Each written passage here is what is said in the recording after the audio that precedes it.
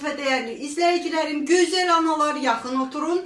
Mənə çox suallar gəlir ki, Məryəm xanım, ayvanıza şipşirin, maşallahlar olsun, şükür olsun Allahıma ki, 54 yaşımda martın 20'sində Allah məni belə gözəl bir payla, həm Ramazan bayramı idi, həm Novruz bayramı 30 neçə ildən bir olur. Allah məni sevindirdi bu payla, Allah hamını sevindirsin.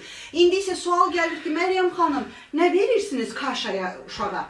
Demək ki, uşağa simes verirəm, anadan olandan, bizdə ana sütü olmadı. Ona görə də biz nanın, deməli, Opti Pro 1, anadan olan gündən indi 4 aylıqdır, 5 ayına keçibdir, maşallahlar olsun, şükür olsun, biz bunu veririk. Amma indi artıq 4 ay tamam olub, 5 aya keçdiyinə görə artıq kaşaya da keçmişik, kaşa veririk, düzdür, azdan başlamalısınız, yarım qaşıqdan başlamalısınız, üstünə şəkillərini qoyacağım, baxın bu simesi də qoyacağım, indi sizə kaşanı da göstərim. Mənim əzizlərim, biz Rusiyadayıq, amma Azərbaycanda da bilirəm ki, böyük marketlərin hamısında var.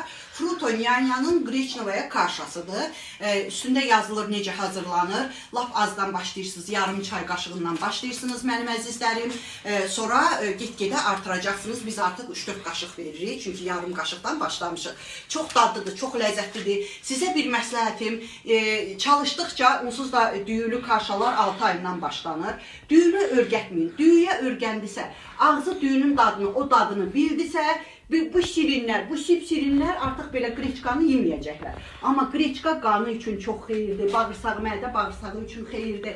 Baxın, tərkibində probiotiklər var, immunitetinizi qaldırır, rostuna, yəni boyuna kömək edir, inkişafına, hər tərəfli inkişafına üstündə yazılıb, doğrudan da çox xeyirlidir. Yenə də deyirəm, üstünə də qoyacağım mənim əzizlərim.